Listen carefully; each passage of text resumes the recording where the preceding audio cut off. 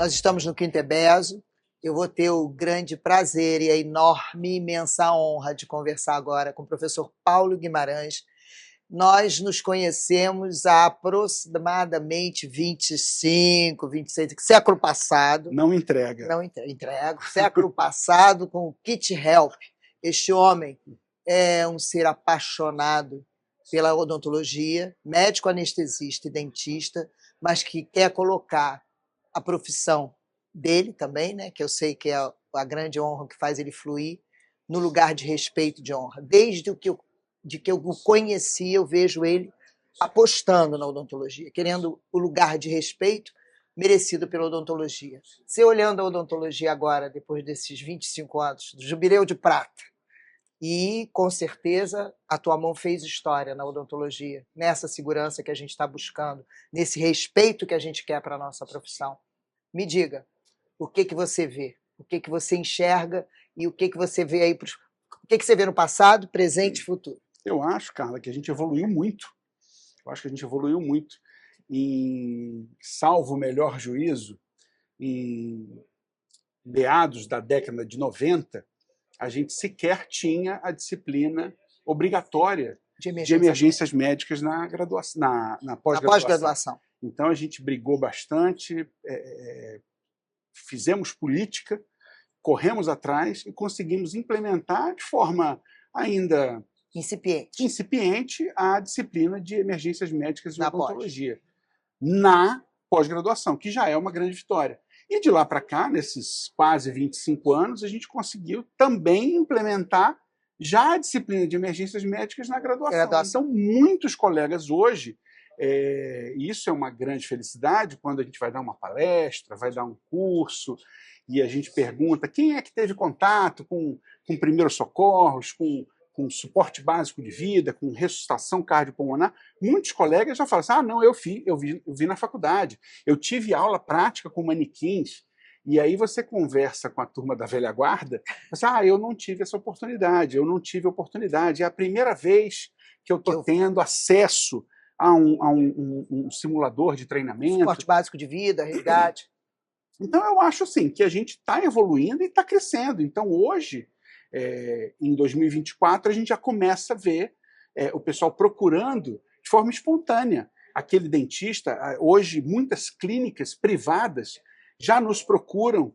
Não, eu quero fazer o treinamento de suporte básico de vida. Estão sentindo falta. Para a minha equipe, né? E já estão vendo a importância e não estão esperando, Carla, a intercorrência acontecer.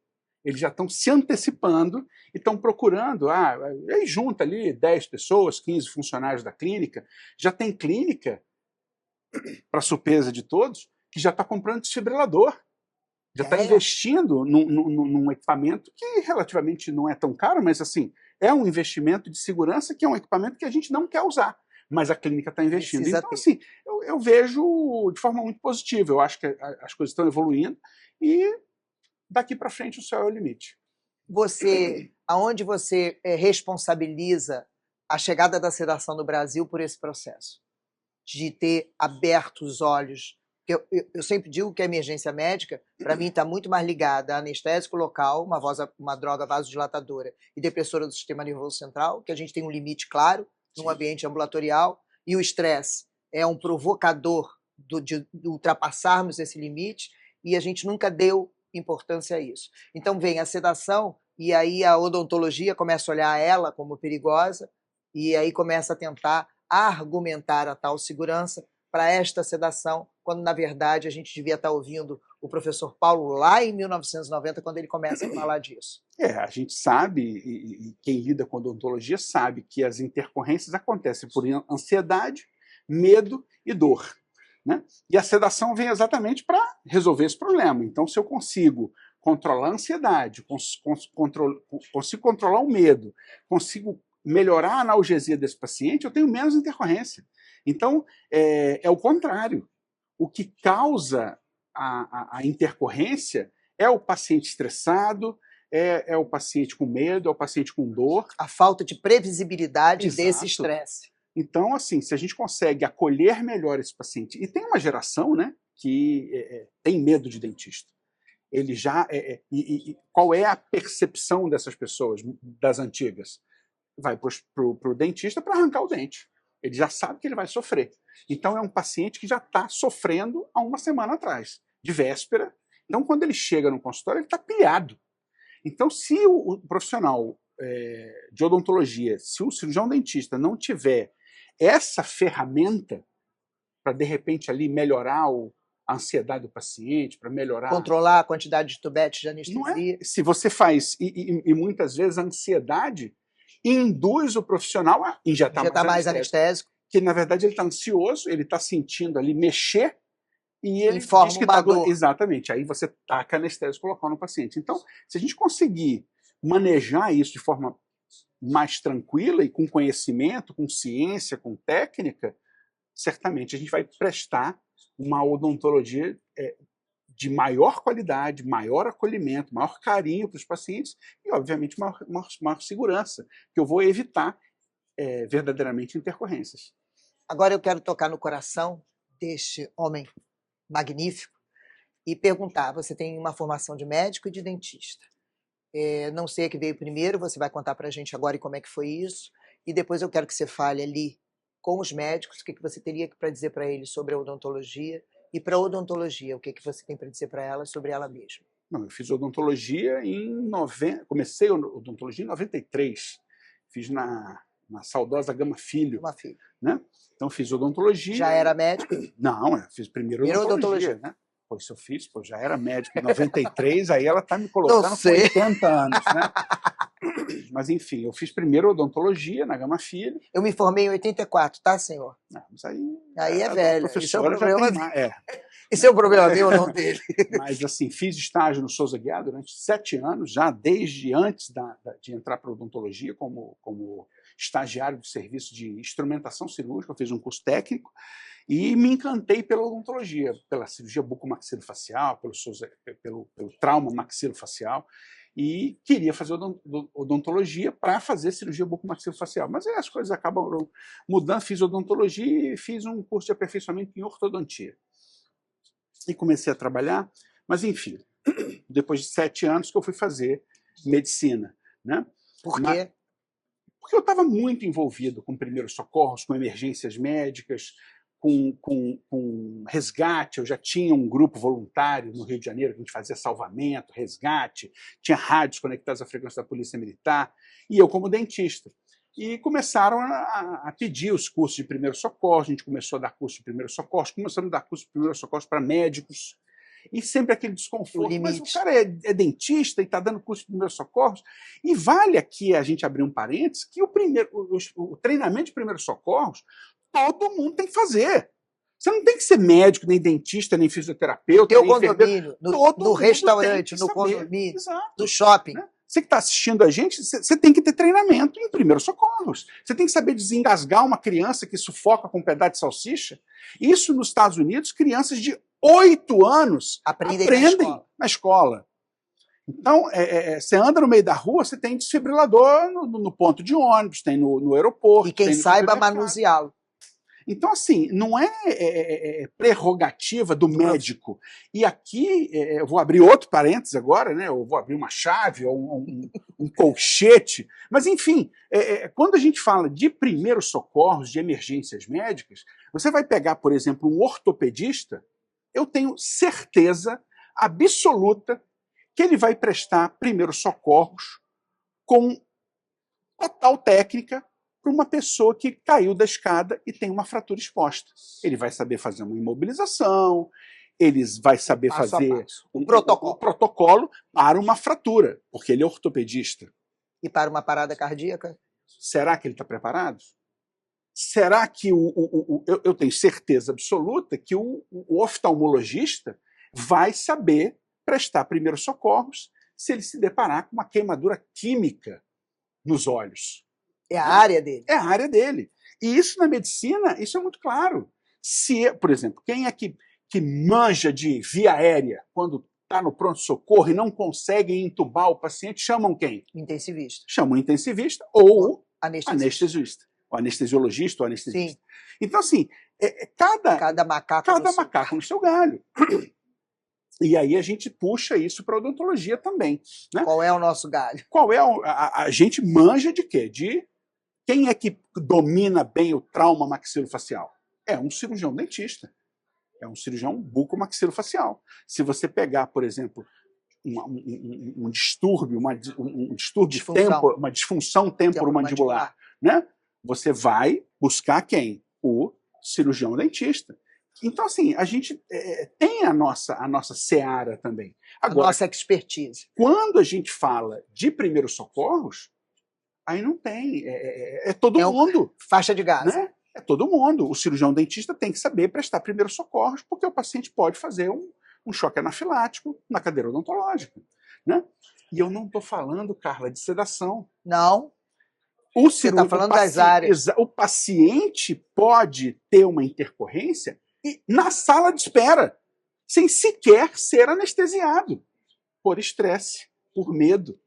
Né? E o que fez você ter essa luta e essa trajetória tão bonita agora eu falei uma coisa que me inspirou, uma faixa de gás, um deixa que eu deixo, é a condição da emergência médica.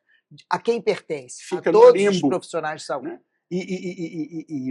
E na graduação, quem é que dava essa disciplina?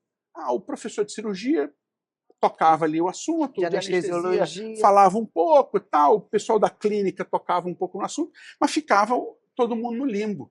Né? Então, agora, com a questão de 2001 para cá, pelo menos a gente já tem... Com essa normativa da disciplina. Né? Então, já tem ali que ter uma carga horária específica, mas ainda não está bom não, tá? Não. Porque fala assim, olha, tem que ter uma carga horária de 16 horas. Que não é mas ela é presencial, ela é online, ela tem que ter manequins, ela aborda suporte básico de vida, eu tenho que falar de drogas de emergência. Eu tenho que falar de choque anafilático. Qual que é ali o limite? Onde é que eu chego? Então, é uma coisa que não está ainda bem definida. E eu continuei me dedicando a esse segmento até chegar ao curso de medicina, me vendo na necessidade de estudar mais, de ter mais conhecimento, ter mais ultrapassar alguns limites. Exatamente. E aí eu ficava ali, mas eu posso fazer isso, não posso fazer aquilo. E aí é importante deixar claro, eu ficava muito confortável, porque o cirurgião dentista ele pode atuar tranquilamente na emergência médica, porque ele é o profissional de saúde e é dever de todo cidadão prestar primeiros socorros. E aí, quando a gente entra na odontologia, a gente não fala só de responsabilidade civil e legal, mas é responsabilidade profissional. Porque ética. Eu é que injetei a droga, a medicação no paciente. Então eu tenho que saber resolver a intercorrência. E aí não dá para a gente ficar, não, mas eu sei fazer anestesia, mas se ele tiver uma intercorrência, eu não sei o que fazer.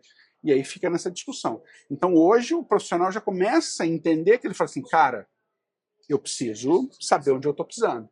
Então eu tenho que ter pelo menos um treinamento de suporte básico de vida, eu tenho que ter eventualmente uma adrenalina no meu consultório, eu tenho que ter um oxigênio.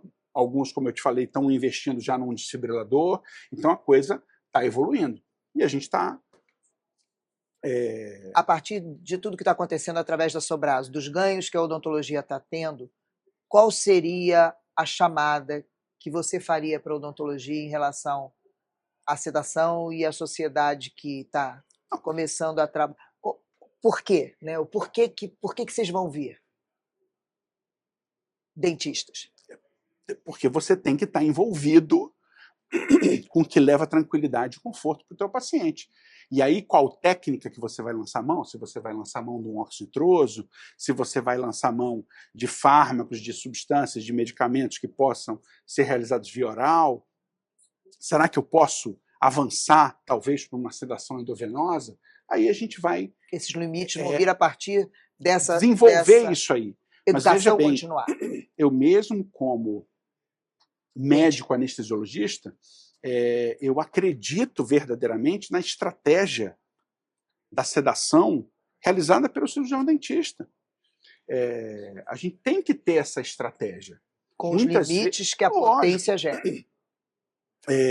E esses limites, eles também envolvem até o profissional de anestesiologia.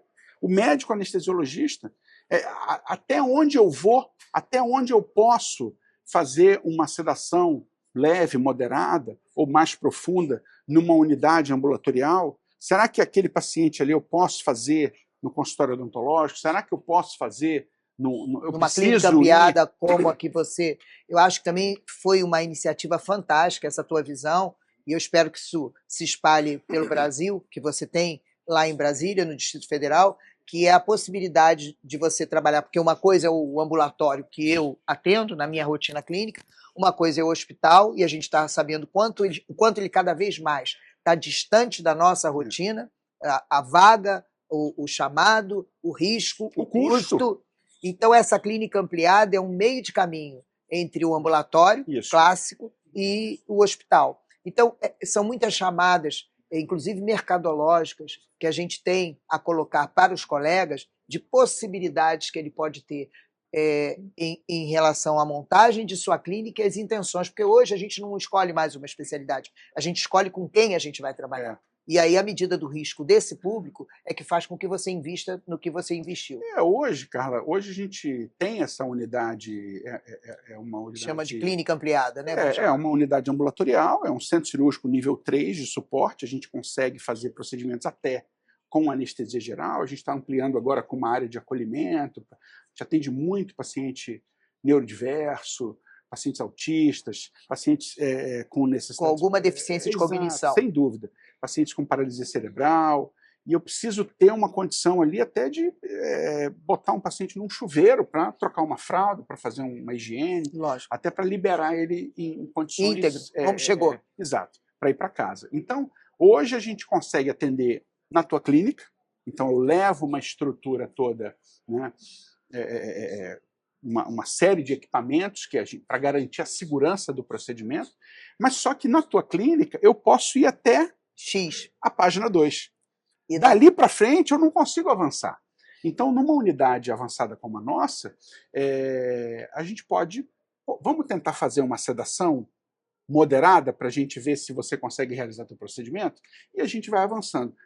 Carla, dá uma paradinha, o paciente está engasgando, a gente precisa avançar na via aérea. Não vai aí dar. Eu posso, dali, rapidamente, página 3. Converter para uma anestesia geral, ou talvez passar uma máscara laríngea e ter o paciente mais na nossa mão. Porque muitas vezes o paciente vai chegar para a gente, e chega lá para a gente, você não sabe o que vai fazer.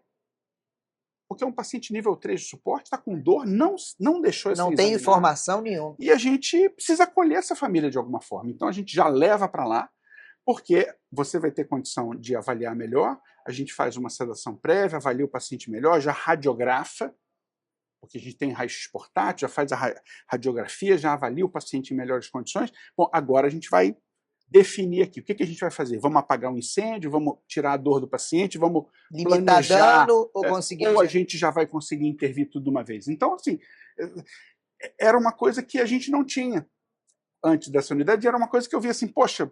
É uma lacuna no mercado. A gente precisa desse ter lugar. Essa condição para atender melhor os nossos pacientes, né?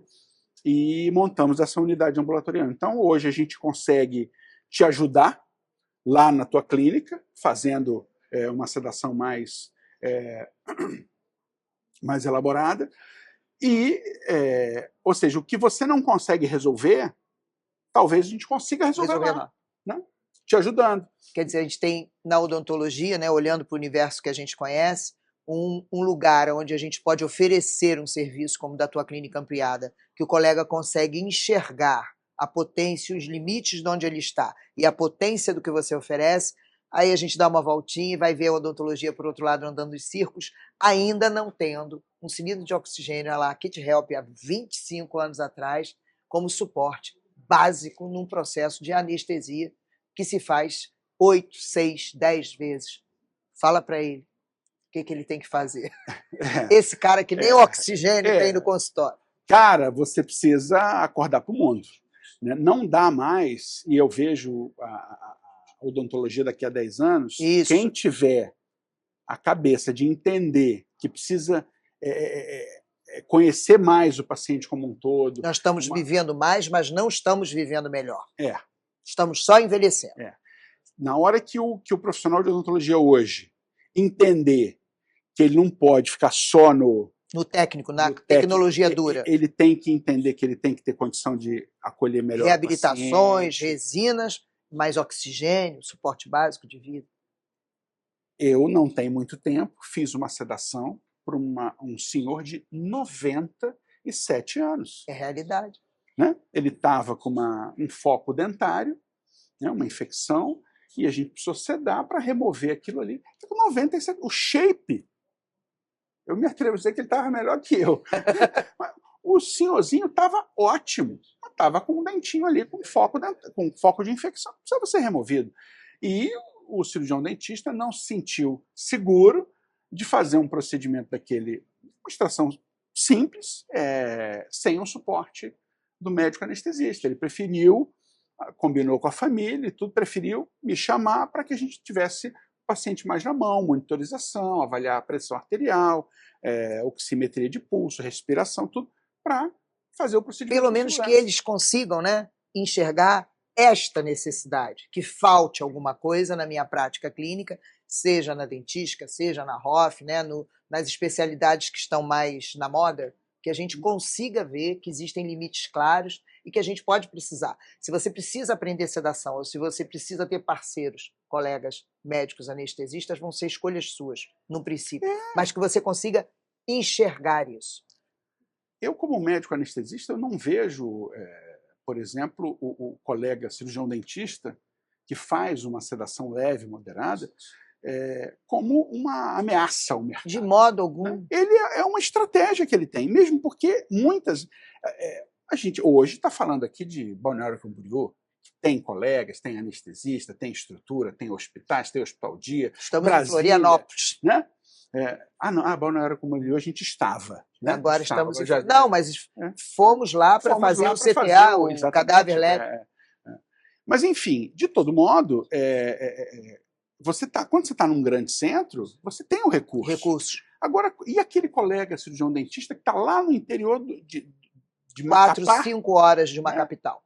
Com uma criança com uma deficiência, com um déficit cognitivo, está enfiando a cabeça na parede, porque está com uma pulpite, e ele não consegue sequer avaliar o menino.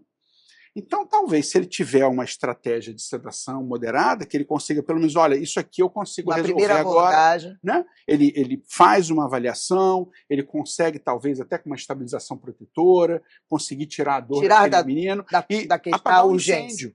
Tira a urgência. Bom, agora a gente vai programar, aí eu vou tentar mandar esse paciente para uma capital, a gente vai programar com um colega que tenha mais experiência, ou vou chamar um anestesista, ou vou ter que levar para uma unidade, uma clínica ampliada, ou vou ter que levar para o hospital para a gente fazer uma coisa mais avançada com anestesia geral, porque é um paciente sistemicamente comprometido. Enfim, são estratégias. Então a gente não pode pensar assim, não, tem que ser assim. E é uma coisa que eu falo que muitos não gostam, mas, gente, é a realidade. O SUS, graças a Deus, temos o Sistema Único de Saúde no Brasil, sim, mas está sobrecarregado. Muitas vezes eu não tenho o médico não tem como referenciar nem contra-referenciar, porque o CEL não está enxergando essa clínica ampliada. O CEL não é a clínica ampliada, ainda não. E muitas vezes falta o anestesista para operar o câncer.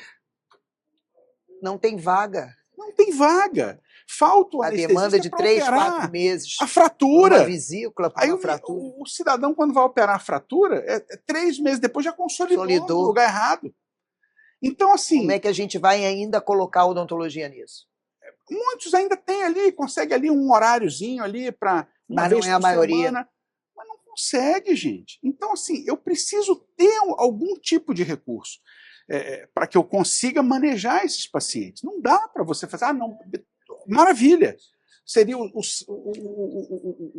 ideal, o mundo paraíso, ideal. O mundo ideal. Ótimo, vamos botar anestesista em todas as unidades de centros especializados de odontologia. Mas não tem. Eles não dão conta nem do que eles aprenderam a fazer.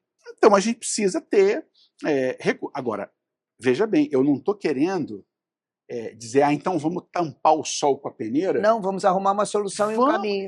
E o professor Alex falou recentemente, nós não estamos reinventando a roda. O negócio está aí. Tá aí. Agora, não dá para fazer a coisa de qualquer maneira. De qualquer maneira. A gente precisa trabalhar com segurança, precisa estudar, precisa ter recurso, precisa ter cilindro de oxigênio, precisa ter desfibrilador, precisa saber intervir, precisa saber até onde eu posso ir. Até onde eu posso ir? Será que dá para fazer isso? Os limites geram minhas potências. Né? E a gente tenta fazer dentro das nossas possibilidades. Porque isso acontece conosco também, né? E com todas as especialidades. Todos nós temos limites, claro. Pô, esse paciente, eu não vou agora, recente, né? Uma paciente autista, nível 3 de suporte, ela tem um déficit cognitivo muito severo, tem 32 anos, né? Idade mental de uns 3. Os pais me mandaram um vídeo dela. Eu fiz uma videoconferência. Uma videoconferência, a gente explicou e tal como é que era o procedimento, avaliamos possibilidades e me mandou um vídeo. É uma paciente obesa, né? Via aérea difícil. Então, rapidamente eu falei assim, olha só, seu fulano, o caso da nossa princesa precisa ser realizado lá na nossa unidade ambulatorial. Não dá para fazer no consultório odontológico, porque ela tem uma provável via aérea difícil. Então, se eu for fazer no consultório, eu vou estar arriscando o procedimento. E essas informações você vai trazer na tua palestra aqui no Quinto Ebeso. Como você é um showman, eu quero que você diga para o colega que não está aqui o que ele está perdendo. Lamenta por isso. Gente, eu fico triste, né? Por um lado, mas fico feliz, porque se vocês tiverem ideia da quantidade de médicos anestesistas que gostariam de estar aqui para ouvir Dr. Stanley Malamed, Dr. Michael Walbo, Dr. Hoyt, Dr. Níger. Enfim, uma série de colegas que vieram do mundo todo. Tem gente da Nova Zelândia, da Austrália, Londres, de Londres, Estados Unidos. Canadá também, acho que veio. Não, acho que é Estados Unidos. Londres. Enfim, que vão mostrar para a gente hoje no Cadaver Lab, eu trocando ali figurinhas com o Michael, ele me deu uma dica, eu falei, opa, ganhei o dia. Já ganhei o dia. Já ganhei o dia aqui que eu peguei um bizu, que a gente chama, que já valeu para mim. Então, assim, ninguém é dono da verdade. Não. Ninguém sabe tudo.